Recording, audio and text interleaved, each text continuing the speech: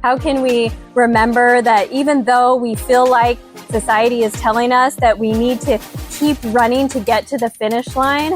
Like, what if there is no finish line and it's just a fucking marathon? But we're all exhausting ourselves trying to run to this endless finish line, or when we feel like we get there, it's like invisible and there's just the next one that we're going for, and we don't even take a moment to celebrate the greatness and the things that we just did and celebrate ourselves or other people. We just keep running and we're just missing out on all the greatness. Welcome to the Permission Slip Podcast, where I, empowerment coach, mindset expert, and holistic nutritionist Carmen I, share with you the tools, conversations, and resources you need to write your own permission slip, take massive action, and become obsessed with your own life. Let's get started. So I think we'll go ahead and get started. For those of you that may not know me as well, my name is Carmen I, and I'm the founder of Flow Academy, which is a holistic life coaching certification for leaders, coaches, and entrepreneurs. I'm a holistic life coach myself. I started out my coaching practice as a holistic nutritionist, so I love all things health, all things well-being, all things spirituality, community, connecting. And so I've come to this place where I'm ready for something new. And so this year I just felt this really big calling on my heart to start listening to what's next, right? And sometimes in order to get to what's next, we have to let go of good things that are right in front of us to get to the next great thing. So I've been kind of carving out and creating some space. And so the guidance I got was okay, your next thing is a lecture series. And I was like, oh, that's not for me. That sounds horrible. Who wants to come to a lecture series? Well, guess what? All of you are here at a lecture series because it kept coming back, this lecture series. You should be doing this. And so I was like, okay, what does this actually mean? And so I recently spent 3 weeks in Tulum on my own. I was working on writing a book. It's going to be called something like Unraveling the Rush. So unraveling the rush in your life to find freedom in the fast-paced world, right? Because we're all rushing around. And so tonight I want to talk about some of my biggest takeaways during my 3 weeks in Tulum. But this is all about listening, observing, and conversations worth having. Because how many of us dread small talk sometimes? You're if I have to say, how are you one more time? It's not deep or meaningful in any way. And then we're actually really, really craving deep, meaningful relationships and conversations, but yet often we don't have an opportunity to have those. So that's what we're going to do tonight, is I'm going to talk a little bit about my takeaways, and we're all going to think about oh, what does this mean for me? How do I feel about this? Am I more enlightened because of this? Or what would I want to share? What would I want to do? How do I want to incorporate this? Or maybe that sounds really stupid to me and I'm just going to let that go because that's not for me. Just like I thought maybe this lecture series was not for me. And I tried to be nope, that's not going to be for me. So one of the things that I've come to study is this book right here that's called A Course in Miracles. And it looks kind of like the Bible, right? And so it's really long, but part of it is for a student and part of it is for a teacher, right? And so I thought, it'd be kind of cool, and you all have a quote on your paper here, and I'm going to read it from the book, but I want you to really just really use your listening skills here. So really listen to the words and really embody them and think about what does this mean to me? Because throughout the night, I'm going to read it again at the end, and we'll see if maybe the meaning changed for us a little bit. Because A Course in Miracles actually defines a miracle as simply just a shift in our perception. Because have you ever had those moments where you're oh, I never thought of it that way. And then you're because I've never thought of it that way and now I can think of it this way, it actually frees me up to do this thing over here. And miracles are natural, and when they're not happening, that just means something has gone wrong. And what A Course in Miracles says that something has gone wrong is that we detour from love into fear. And so basically what that means is we go from being peaceful and centered and aligned, and we're feeling really good, to being fearful doubting ourselves, being critical of ourselves, being judgmental, focusing on being right and putting all of our energy into it versus focusing on being peaceful and easeful and just showing up in the world, because ultimately there's nothing wrong with me, there's nothing wrong with any of you, and there's nothing wrong with life.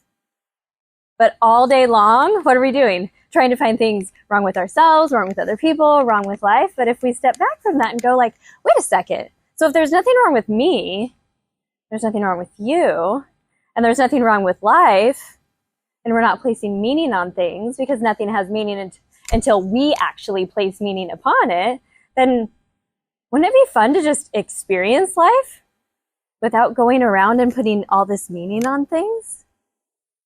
And so today is really just about listening and observing and sharing.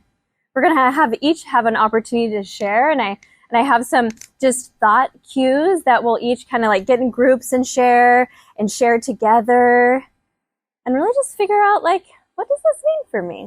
So let me read you this quote. And why I love this quote so much is because it really goes to, as, and by the way, my daughter's here, which is so awesome.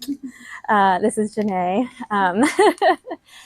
And so it really goes to, and I said that because when you grow up, you learn a certain way, right? Like Janae learned from her parents and from society and from community and from how she grew up. And then it's like, well, I did it this way, but that wasn't exactly the way that I wanted to do it. And then it's like finding your own way, right? But for each of us, that takes a little bit longer. So like for me, that took a while. That took until I like got to my 30s because I was have the house and the family and the career and make sure to get the college education and do all the things. And then it was like, oh, well, I'm at this point, but I have all these things, but why does it feel so empty on the inside? Right? And so we go through these periods of evolution and these periods of growth. And that's what this quote is all about. Because guess what? Not everybody's always going to come along with us. Sometimes our best friend comes along with us and we go together. And sometimes we create new relationships. But often we try to hold on to people, places, or things. We're going to talk about that tonight. Attachments that really just keep us stuck when we're trying to grow to the next level. And that's what this quote is about, and it's on your paper there. So it's from lesson 155, and it says this.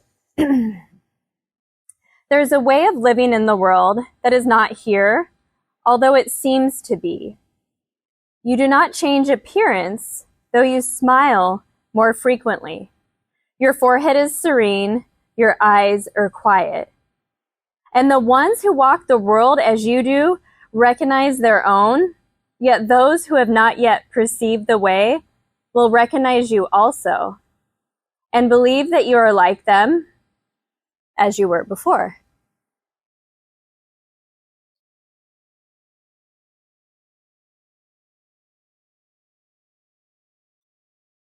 I'm just taking that moment to pause to allow you to read it again.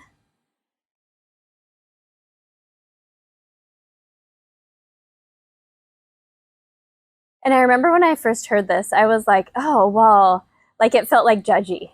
Like, oh, well, now I'm going to be so much better than other people. And that's really not what it's about, right? It's about coming home to the best version of ourselves. And sometimes we get scared to tell other people about the best version of ourselves, about our dreams, about our vision, about where we want to go. Hello, welcome. About where we want to go. But that's the biggest disservice that we could do. Because when I stand up here and I share authentically from this place, it also allows you to do the same from your place.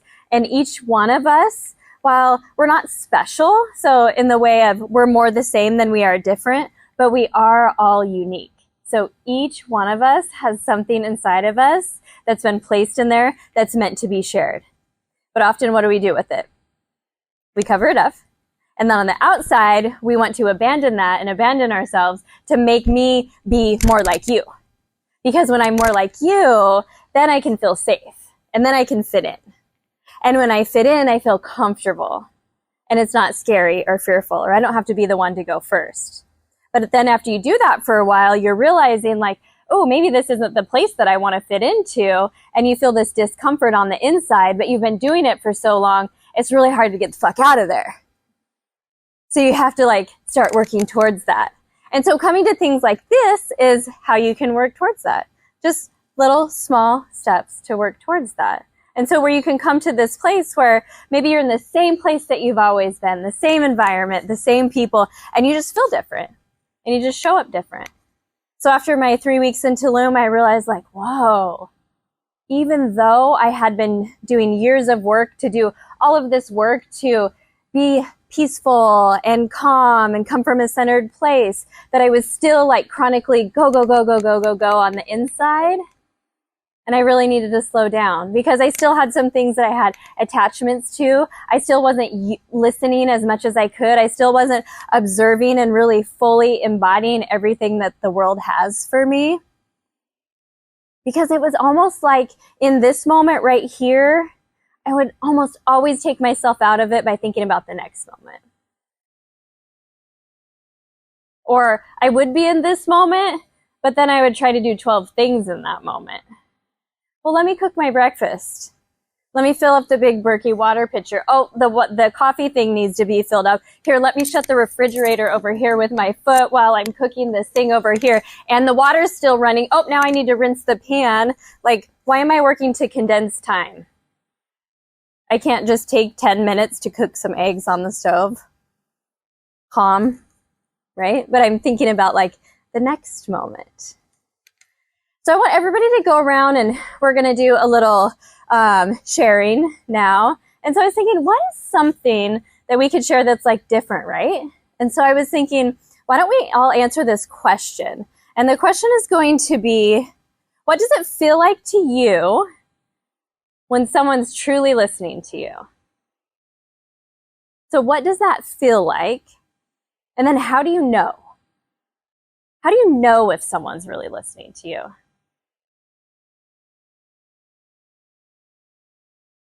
And introduce your name too. So we can all get to know each other. Because something that I found during my 3 weeks with my writing process is writing is more about listening than writing. It seems like backwards, right? Yeah. Because like it's in this space of silence that the creativity comes through. But you can only have that if you're listening. So for me, what it feels like for someone listening, the biggest thing that I could think of as I was thinking of this, it was like they lean in. And if you think about that, so like in my speaking training, when I do speaking training, they teach you like you want to walk forward. You don't want to walk backwards. And you know when people walk backwards the most, like if they're going to sell you something, they'll be like, so I'm so great. This was such a great speech. And then they'll be like, so you want to join my program? Because they're fearful, right? But it's like when someone leans in, they lean in. And I can just like feel their energy. I feel like that's when someone's really listening to me. So to me, it's when they lean in. And how does it make me feel? It makes me feel just like very, very warm on the inside, right? Like this idea of open-heartedness is something that really came through in Tulum. So many people were just open-hearted. I would just sit down and I would just start talking to people about, like, they would ask me what I'm up to and I'd tell them I'm writing a book and they'd ask me what it's about and I'd tell them and be like, tell me about what you think about rushing. Do you rush in your life? And then I just sit there and I lean in. You know, it's like an open-heartedness when someone's listening.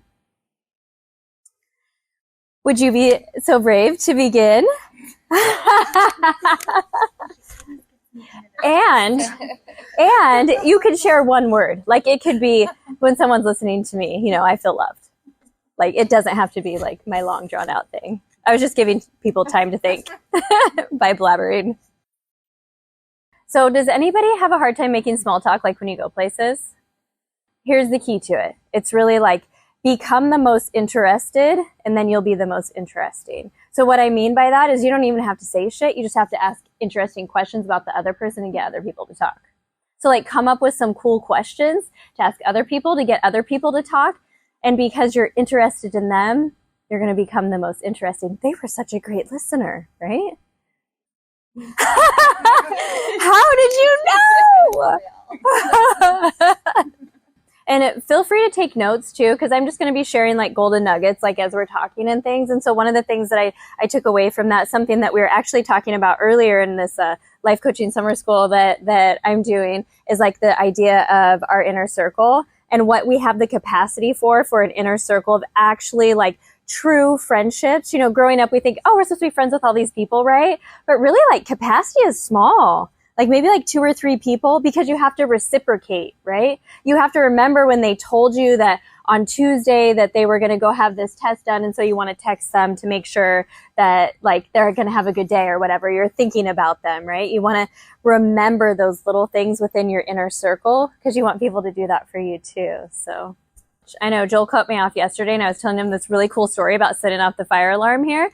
But he cut me off and I really wanted to tell him to get to the punchline, but he already knew the punchline, but I wanted to tell him anyways because I didn't really talk to anybody for a while yesterday. And so then I was like, gosh, I wanted to tell you. He already knew. It was really, they were just doing like a fire alarm testing, but I have a hot plate and I was cooking in my room. And so I thought I actually turned, yeah. So I thought it was me and I was like, oh my God. Anyway. It was so funny. And then I was like, oh, it's not me. Okay. He did. And he was like, I know, it's a fire drill. And I was like, fuck off.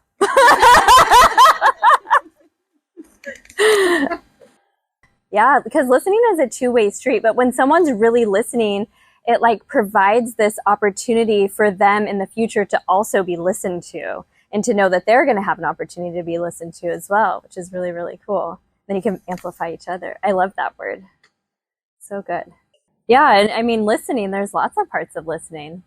Other people listening to us, listening to ourselves, listening to our environments, listening to like our higher power, like lots of ways to listen. So I like that you brought that up, that like listening at work or listening at home. I love that word amplified too, and that you love it too. Because has anyone read the book, The Good Life? It was a newer book about the Harvard study. So the Harvard study that goes back to like 1928, where they followed all these lives of like, at first it was men, because I mean, even to this day, most studies are done on men, which stinks because, you know, we're all women. But it was seeing what made a good life. And it wasn't just like what made them happy and what made them healthy. And you would think, okay, they were working out, they were eating good, all of these things. But the number one thing that led to a happy life was quality relationships. And how many of us, Crystal had a cold plunge event at her house last night. She does events in the local community too. Once a month. Is it the third Monday of every month? So connect with her if you want more about like community. But she had an event last night, and one of the women, after it was a cold plunge event, and one of the women shared afterwards, and she goes, you know what? In all honesty, I didn't feel like being here tonight. I felt like I didn't want to people today, and I just wanted to like isolate. And she's like, it's one of those days where, you know, like nothing's wrong, but like everything feels like it's wrong, and you just like can't pinpoint. It's like the worst, because you're like, okay, I'm not mad at anybody. It's not my period, and like, what's wrong? But something's off, and she just wanted to stay home.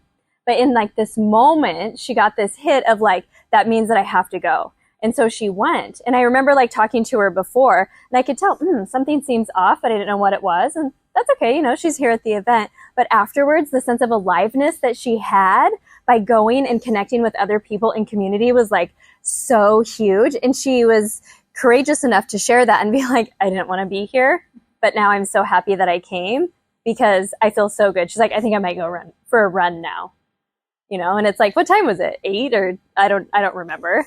I mean, not that that's late, but for Grandma me, it's kind of, you know, like getting to like, let's get ready for bed. So anyway, relationships. So if you haven't checked out that book, it's a really fun read because it's based on a study. And then they started following their families from like the 1920s to like now. And so they have all this lineage and like how relationships at work, how relationships at home, and all of these things play a part in them living long, happy lives. So yeah, I do think it has to do with whole attention, because we're so distracted, right? There's so many things coming at us constantly. And because there's so many things coming at us constantly, we have all these things in our head, even when we're talking. And so sometimes we're not even in the moment because we're up here. Yeah, because I think there is a big difference between being heard and not, and actually hearing what someone's saying.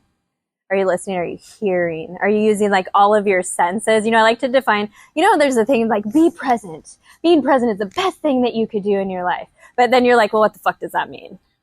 Right? No, seriously though. Like, what does it mean? What does it mean to you to be present? And so I sat down and thought about it one day, and I was like, that's when I'm using as many of my 5 senses as possible. Well, 6 if you count like your inner knowing and your intuition as a 6th sense, right? And if you can use as many of them as possible in the moment, then you're fully present. Isn't that interesting to think about? Because if you think about it, when you are fully present, you can touch whatever surface maybe you're sitting on. You can maybe smell the smell in the room, like the hamburger that was just cooked over there. I don't know. You can see things. You might be able to taste something in your mouth. So you can just tap into those senses, and it really like grounds you into the moment. Because when you can get grounded into the moment, you can be in the conversation, and the conversation can become that two-way street where both people are really feeling amplified, really feeling heard. I love that. I think all of us have a layer of I think, Hannah, you said it best to me once. You said, I realized what it is to like be truly vulnerable, and that most of the time I was only doing surface level vulnerability. And how many of us are doing surface level vulnerability? Like we'll share A, B, C, and D, but this F and G and J and K over here, we're never sharing that shit. Because that's too vulnerable, because that's scary, because we still have that wall up. We still have our armor up. But what would it be like if we just like took off all the armor and we didn't just have surface level vulnerability? Because if we have surface level vulnerability, then what does that mean? That most of our relationships or interactions are what? Surface level. And I think you're right though. Like when most of them are surface level, and then you get to one where it's like, oh, it's going to be more than surface level. This shit's scary. What am I going to do? How am I going to be able to present my authentic self? So, and it just takes ripping off the Band-Aid little by little by little. I think we all could probably relate to both of those things. So I want to challenge us all, though, as it relates to what she said to her significant other. You could do your significant other or people that you're close with, right? If you don't like something about that they're doing, she doesn't like that he walks away. I hate that shit too, by the way. Is like, first of all, before you say anything, you want to challenge yourself to be like, how am I showing up? Do I ever do that? Am I cleaning up my side of the street? Because often we're asking people to do something for us, but we're not willing to do it ourselves. Or maybe we're not realizing that we're actually modeling and doing the exact same thing in some circumstances. And so it's like, before we can say what we want, like we need to make sure that our side is cleaned up properly, right? Because most of the time we can point the finger back to us. And then what was the second part? Oh, the second part was about solving a problem. So that is what we like to call unsolicited advice. And so if we can all remember, and it's hard sometimes, right? Because the reason why it's so hard is because we all like have this big heart and we want to help everybody. And we have all these tools and resources. And if we think that we know, because we all want to be right at some level, but being right takes us from love over to like this ego fear-based place that we don't necessarily want to be. But if we cannot offer the unsolicited advice, or if we feel like someone wants our advice, all we have to do is ask, if they're sharing something, are you just really wanting me to listen right now, or are you wanting my opinion? And then they can just say, they want to listen or opinion. And then you don't ever have to, guess. We can just like ask and see. So, because sometimes we all just want to be listened to. So I love that. Thank you for sharing. They feel complete. Yeah. I love that. I love that word. And I love that. Sometimes when I'm doing coaching and we're working through something and it seems like maybe there's still something left, I like to ask that. Like, do you feel complete? Like, does this feel complete for you? Like you were able to like, go through it all? And it's like, yeah.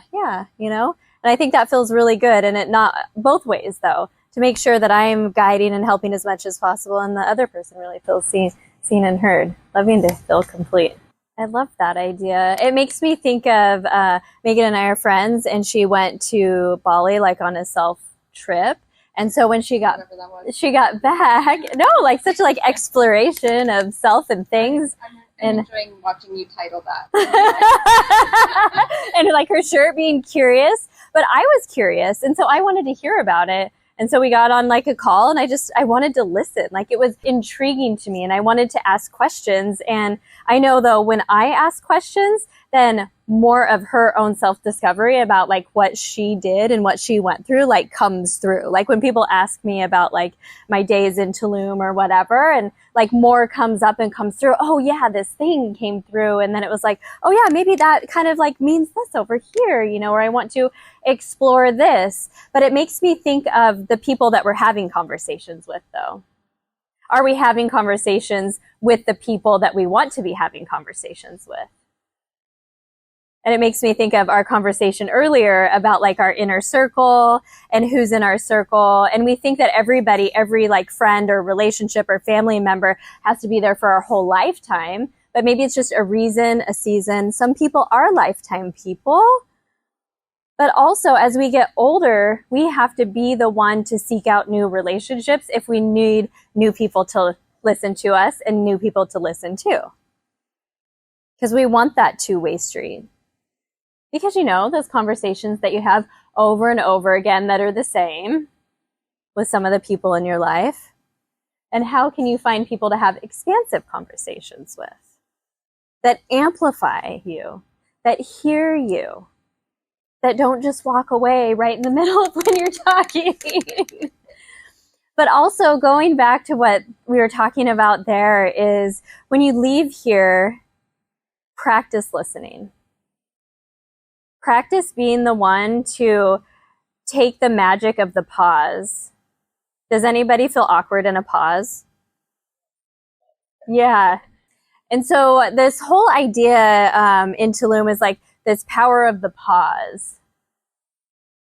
And I mean, that was for dramatic effect, just pausing right there. But you can get the idea though, if you think about this, like the power of the pause could be in so many things. Instead of in a situation where you want to just react versus respond, right? So reacting is something happens externally, which creates like this feeling inside based on our experiences. We all have lived experiences that we've lived. And based on that lived experience, it causes a feeling or an emotion to come up. And based on that emotion, then we decide what we're going to do next. But what really happens inside, like scientifically, when we have something externally, is if we just pause for 90 seconds, the chemicals only last in our body for 90 seconds. And so then what it turns into is an empowered choice. So if we use the power of the pause for 90 seconds before we think, before we say, before we act, before we respond, those chemicals are gone, and we can now know that we can make the choice that we want to make in our life. And if we're constantly choosing to respond from a place of love, which is our highest self, our best self, our most guided, peaceful self, then we're going to be able to navigate through life a little bit easier just by utilizing the power of the pause. It can be used in so many scenarios. I remember years ago when I was just focused on nutrition and I helped everyone. So I helped men and women. I remember meeting with this guy. He was over in Staten and he like has this big, huge truck and he comes in and he's like, all right, Carmen, I will do whatever it is you tell me to do. But I'm telling you that at 3:30 every day, I roll up to 7-Eleven and I get one of those Arizona iced teas. And I'm going to do that every day. But anything else, I'll do whatever you tell me. And I was like, okay. So I only have one thing. And what I want you to do is I want you to roll up in your big ass truck to 7-Eleven, but you have to sit there for 90 seconds and think about going in to get that, cup, big ass thing of sugar, right? And so, cause he wanted to lose weight and gain muscle and all this stuff and, be buff. And so he's like, okay. So we're like, deal. And, we would start eating healthy and doing all the things. A few weeks later, he comes back and he's like, holy shit, it worked. And I totally forgot that I gave him my 90-second thing, And I was like, oh, cool. I was like, yeah, that worked. And I was like, shit, I don't know what he's talking about. And I was like, oh, tell me what's going on. And he goes, remember how I have to sit out there for 90 seconds? I haven't had a tea in 2 weeks. But think about it. Like, where could you pause more before buying the online shopping, before making the judgment call, before saying the thing that you wish that you wouldn't have said, before beating yourself up for a long time? Maybe you just need to sit there and think about, like, maybe just feel your feelings instead of pushing them down. I mean, it's so powerful, just that idea of the power of the pause. And in a moment, in a conversation, what it can offer you, it can be so much more captivating, because then that's when the surprises come in. That's when I always say, like, even with people you've talked to so many times, you can learn something new about them if you just sit and listen to them. It's like I asked my dad the other day, and you came up when I was talking to him, but I was like, oh yeah, Dad, I'm writing this book. You know, he's still kind of like, I don't really know what she does, but she does something and she helps people. So, you know, kind of proud of her. But I was like, so Dad, you know, my book that I'm writing is about not rushing. So what do you think about that? And here's the thing that I've come to find out about most guys, like, unless you give them the space to talk and don't like over talk them, they're not going to be able to share their full thought, because it takes a while for them to process it out. And he goes, oh yeah. You know, when I worked, I rushed a little bit, and he didn't, but I rushed a little bit, but you know, now it's different now that I'm retired. It was real surface level. So I was like, oh, well, what was it like? Like, just kept asking more questions. And then he was really getting into it, you know? He was like, well, really the deal is you just like, you can't overschedule yourself. And I found this over and over again with so many of the men that I've talked to, is like they're consciously, but they don't tell us, like, not overscheduling themselves. And I was like, interesting, because all of us, we freaking overschedule ourselves. But it's really, really interesting. So taking time to listen, using the power of the pause, I think is really good. And I'm going to check my notes, because I think I've gotten like way far off of like where we were supposed to be, and take a drink of this water here. So one of the quotes from A Course in Miracles says, do you prefer that you be right or happy? And this was a realization that I came to, was a lot of our disagreements and problems come from the need to be right. Even when we're actively not trying to do it. So, for example, you know, Joel tells me something. He's a teller of what to do or a person. And that's okay. That's how he is, you know? And that's just a part of him, and he's learning and growing and changing and all these things. But it's really hard for me to not come back and like explain myself or be defensive in a nice, really loving, happy toned way, because he still gets it, right? And so it's still like me trying to be right. So if you think about the last time maybe there was something at work that didn't quite go how you thought it was going to be, or at home, could you see where you were like, well, this is the way that it should be? And what if we didn't have to be right? What if things would happen and we didn't have to focus on being right anymore? Or focus on thinking that we knew exactly the best way? Because guess what? This is where we're at when we're focusing on that. But out here, there's like unlimited possibilities and opportunities. It's like this sea of just unlimitedness that we're not accessing. And we're over here swimming in the pond of rightness. That's not that great, because there's some algae. It's stinky sometimes. But over here, it's like massive. And it's bright and it's blue. It's like the Miami Beach ocean, like bright blue. Love it. White sand. And that's where we want to be. But I never really thought about it. Like most of the things where there's like that push and pull of power, if I just let go of being right, how would that change things? Does anything come up for anybody? You just let go of having to know or be right. And you're just like, oh, so what would you answer? So I started doing, oh, interesting. Tell me more. I've never thought of it that way. Tell me more. And on the inside, sometimes it feels like I don't agree with that, but I want to have this sense of open-heartedness, and I want to have this sense of openness, because I know that's when more is going to come in. Nobody ever feels like they want to be right. But just think about that. And it goes back to what we were talking about cleaning up our side of the street. How I like to think of it, put it back into different words, is intention versus impact. Right. So your intention wasn't to hurt him. Your intention wasn't ever to make him feel bad. I mean, he's your husband. But it made an impact on him that was not intended. Right. And so we always have to remember that it's the impact that makes the biggest difference. And we have to take ownership for that, whether we meant it or not. Because how does that feel if someone says, oh my gosh, I didn't mean that? Well, I still feel like shit. You know, how many times have you said, I've said that so many times. Well, I didn't mean for you to feel that way. I didn't mean for that. That's not what I meant. Well, does it make the person feel any better? And I like how what you're talking about is like, oh, you really thought about the impact. And what if you just said, I'm sorry. I love you.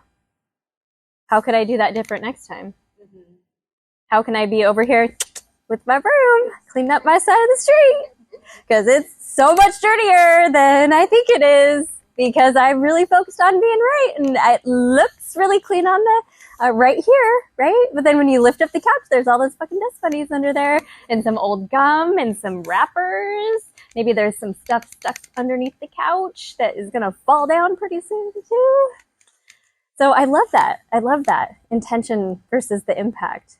Because that's huge. It's really the impact on people. Yeah. Thank you for sharing that. So another thing that I want to talk about is this idea of attachments, conveniences, and shortcuts. So life tells us right now that if it's not fast, fun, or easy, it's not for us. And we should make everything as convenient as possible. And we should take every single shortcut that we can, because we want to get there faster. But what do we miss out if we get there faster? Experience, life, infinite possibilities. We're over here in the right pond again that's stinky and algae filled. And we're not swimming in the expansiveness because we're not experiencing it all. We're not opening ourselves up, right? I really think that convenience and shortcuts are really just like killing our calling, killing our opportunity to connect with other people. So it's like, how can we make it longer? How can we remember that even though we feel like society is telling us that we need to keep running to get to the finish line, like what if there is no finish line and it's just a fucking marathon? But we're all exhausting ourselves trying to run to this endless finish line, or when we feel like we get there, it's like invisible and there's just the next one that we're going for, and we don't even take a moment to celebrate the greatness and the things that we just did and celebrate ourselves or other people. We just keep running and we're just missing out on all the greatness. And so anytime that we're doing that, oftentimes it's because we have these attachments to people, places, or things, and they could be small. They could be small conveniences and shortcuts that are shortcutting your lived experiences, everyday life, where we want to have so much aliveness. When was the last time you were like, I feel so fucking alive today? Maybe right now in this moment. Maybe you're like, I'm feeling amplified and expanded right now, and so I feel alive right now. But what if we felt aliveness every single day? And what if that was letting go of convenience and shortcuts? So let me tell you a little bit about Tulum. So I get there, and so for those of you that don't know, I like to eat really healthy. So I was diagnosed with MS when I was 25. So I eat dairy and gluten-free, and I eat high quality protein and vegetables. And, I feel my body really good, and I move really well, exercise every day. I weight train and cardio and meditation and journaling and all these rituals and stuff to take care of myself. So I get there and I have this Airbnb. It's $33 a night. Well, a few of the nights were $38 a night, but it has a living room. It has a bedroom, a bathroom, a kitchen, a patio with a cold plunge. It's perfect. It's amazing. How is this $33 a night? I don't know, but I was not going to argue about it. And I stayed there for 3 weeks. But I get there and right away I realize I have attachments to things. So one of the things I have attachments to at my house is the air fryer. This is going to sound really silly, but the air fryer allows me to take shortcuts. it's a convenience maker for my life, because you know what I freaking do? Every morning I cook my breakfast fresh, and I've been trying to, not do the water and the coffee and all the things and close the fridge at the same time with my leg, and really been trying to focus on that. But I'll cook my lunch in the air fryer while I'm making my breakfast. Granted, that could be needed on some days if I have a lot of appointments. But when I get to Tulum, I realize, okay, I have one pan and one pot and 4 burners to cook all my meals. And they only have like waxy, like white potatoes in Tulum that I could find, which was really weird. So every meal that had potatoes, because I don't like rice, like tasted like breakfast kind of. But anyway, it was kind of strange. But I had to stand there and cook all my meals on the stove. And the first few days, I had a really hard time settling in because it was like go, go, go, go, go. But then I was realizing that all these small conveniences also take away from me experiencing the full moment.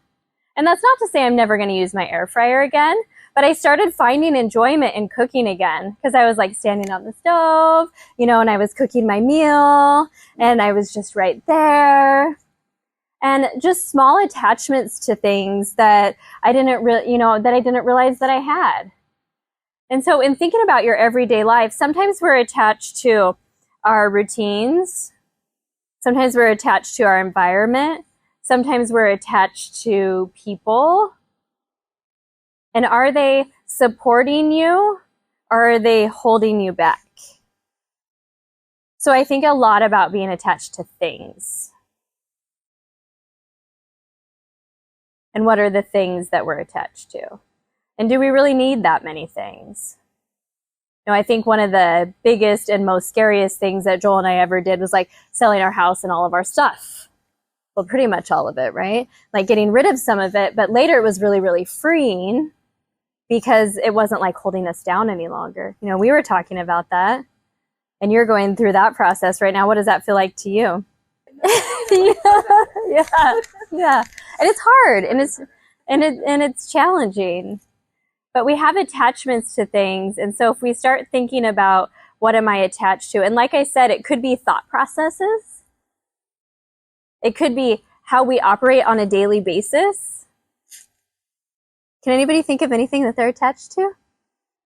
Yeah, I felt that earlier this year, late last year. I was really attached to like guided meditations. And then I started pulling away from that, and it was like, I don't necessarily need that. I just want to be calm. I want to be still, and I want to have silence. And so I started just sitting in silence.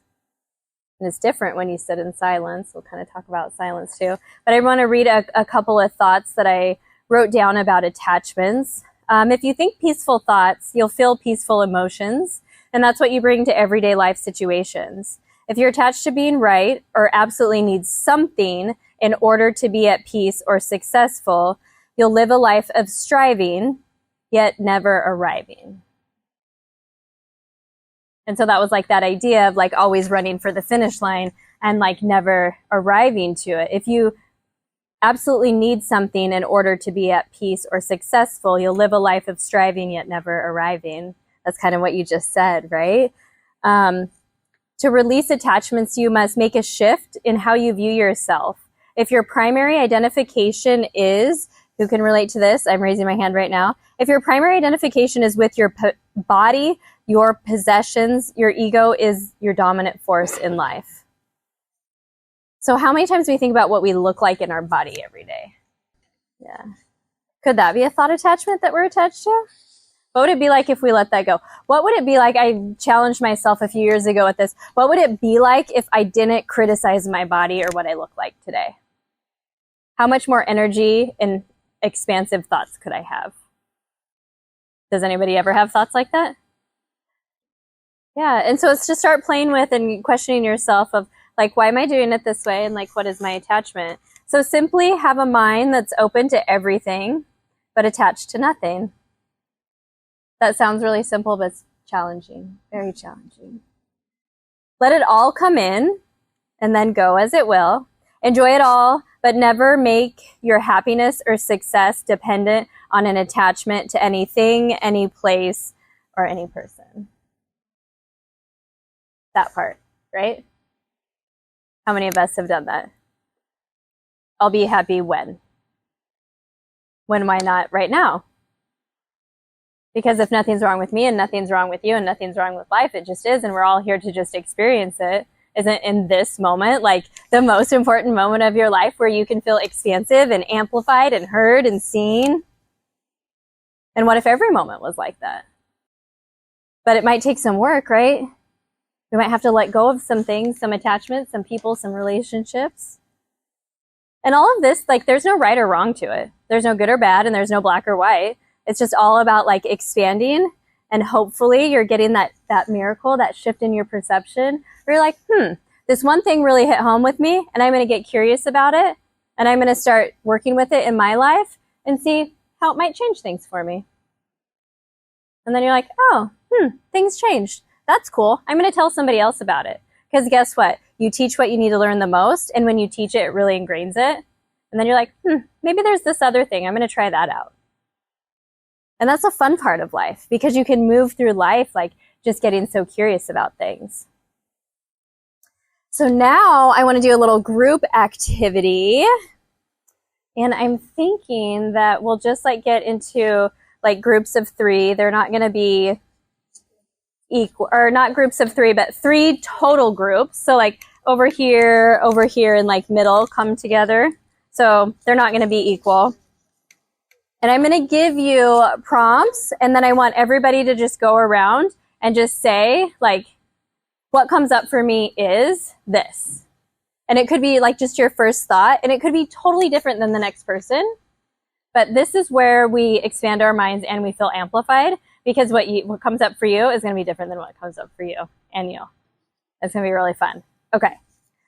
Every situation properly perceived becomes an opportunity to heal. And so these are quotes from A Course in Miracles. And so the word correction like sounds like really like harsh, right? But really the whole idea is like just, it's not like never having fear or never having doubt or never having unhealed parts of ourselves. It's not trying to avoid that. It's trying to come back to love as much as possible. And so the correction is just like any detour that we take from love, like to come back. And so that's really what that technically means, that term. It sounds harsh. And you know that, and that's a piece, that's like the first step in growth, is like awareness, right? And it's like, okay, what can we do? What do I want to do with this? What am I choosing to do with this information? The miracle comes quietly into the mind that stops in the instant and is still. What do we think about that? Today is my grandfather's birthday. He's passed away, but he would always, they lived on a century farm, and he would just go and sit and watch the fields and just like sit out there. And I never really understood that. And I watched my dad do the same thing. And then when my dad came over when we were living in Colorado, him and Joel would sit out on our balcony. And it wasn't like the greatest view from that condo balcony, but you could see these apartments across the street. And like there was this gate to the gated community that was always broken, and they would just sit out there and watch it for like hours, and then they would have phone conversations after that about what they watched. And I never really understood like just sitting and watching until like recently. And it's really interesting because you miss so much when you don't observe, right? I think there's a difference between watching and allowing and placing meaning on things versus observing and allowing your mind to be still and just fully experiencing what's happening and allowing it to happen. Like that quote that I read, allowing it to flow. Like, think about this. So that space is so magical in there. And so if we could slow down our thoughts a little bit and focus on that space, that pause, that nothingness, which is almost like absolutely everything. Because just think, if we listen to music without any pause, it wouldn't be music. And music is one of the things that like really connect us and give us life, and we love, and sing and dance, right? Brings so much joy. So if we could slow down our thoughts and have less thoughts each day, maybe our thoughts could actually be higher vibrational thoughts that would keep us feeling how we want to feel every day. Interesting. Yeah, often we're just choosing to be distracted, and we didn't get to that. But I think distraction is a choice. It's not something that's happening around us or whatever. We're choosing it. We're choosing all of our distractions. I love all these expansive thoughts. It's really amplifying like messages within me and things that I want to share, that I want to talk about, that I want to write. And we're almost at time. We just have a few minutes left. But I want to say on the bottom of the paper is my cell phone. So if you don't get text messages from me every day already, if you like these expansive thoughts and you want to keep them going, you can text me to that 503-386-2981, the word inspire. And every day I'll text you a journal prompt, an affirmation, something like that. So you can get on that text list. It's free. And I also text like when things like this are happening as well. But during my time in Tulum, I did hours and hours and hours of writing. And I wrote in books like these, and I still haven't read it all. It looks like this. Like some of it's like, what does that say? But this was the first time I reread this. I haven't had the space or opportunity to reread everything that I've written so far. So I'm really looking forward to editing that down and reading it. But I thought I could just read this to you, and I'll have you guys close your eyes and just take it in for yourself, almost like a meditation. And then when I'm finished, what I want you to do is maybe on that second notes page or any page, is I just want you to, I'm going to put on a song for just a couple of minutes and just like free write. Stream of consciousness writing. And so if you don't know what to write, that's what you should start with writing.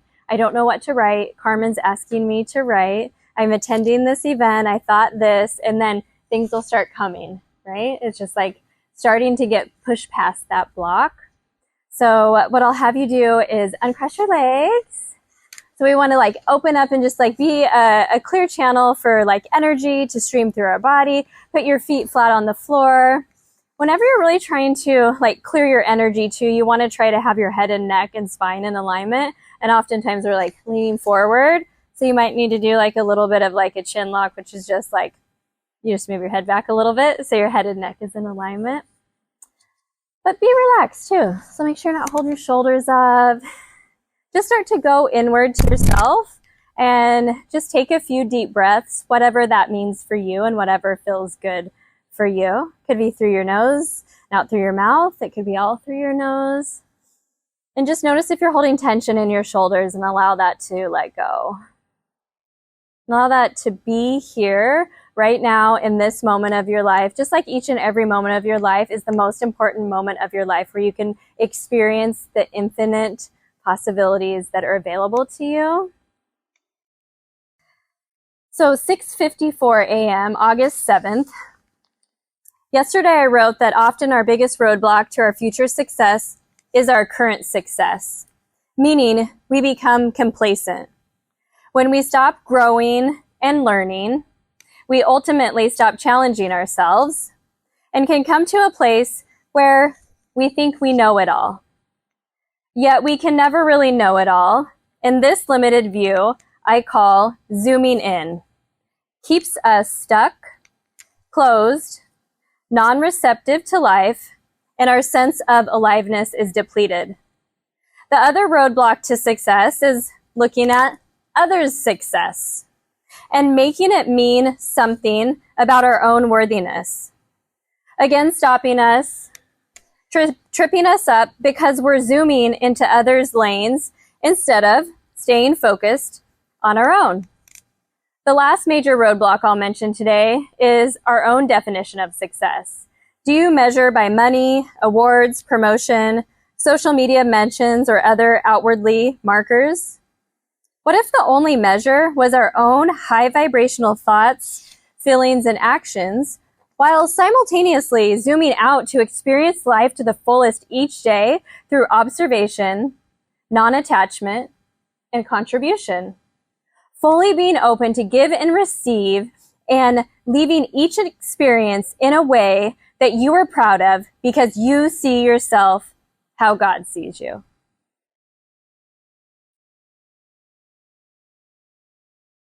And just taking a moment to just take in our evening together. And I'll go ahead and just turn on music for 2 minutes and free write. And I pulled a card for everybody too that you can use to prompt your writing or just take with you.